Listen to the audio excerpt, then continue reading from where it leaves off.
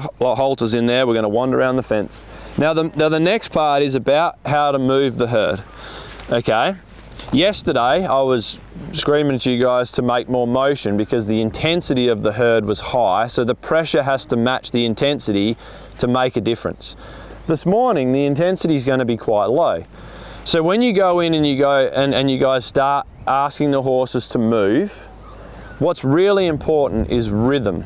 Okay? So if I've got some horses that need moving, I'm going to wander in there and I'm going to start this tempo of like 1, 2, 1, 2. And what I'm going to do is I'm going to slowly increase the pressure of my flag, but not increase the tempo. As soon as people walk over and go like that, they're gone. And people are shocking with the way that they use pressure. It doesn't have a nice flow to it.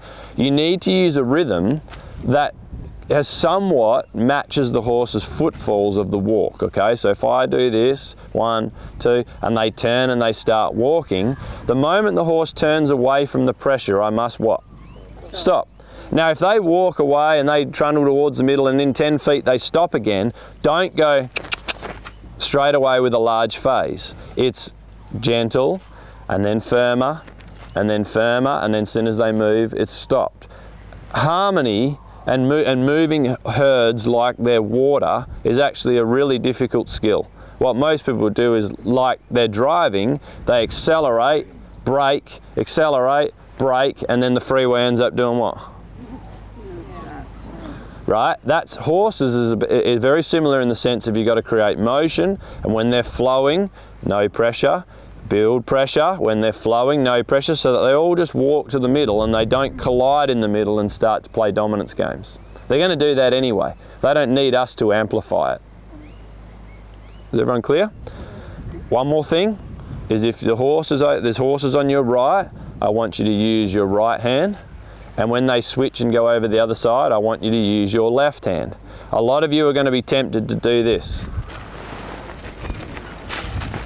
As soon as you do this, what have you just done on your right hand side? You've just opened a massive gate, because your belly button is now not even facing the herd, it's pretty much facing the opposite direction. So people get caught out all the time of just not having harmony with using their left hand and their right hand, but they want to use their right hand and then they want to use their right hand and then they want to use their right hand, rather than getting to where you can just try to look more savvy.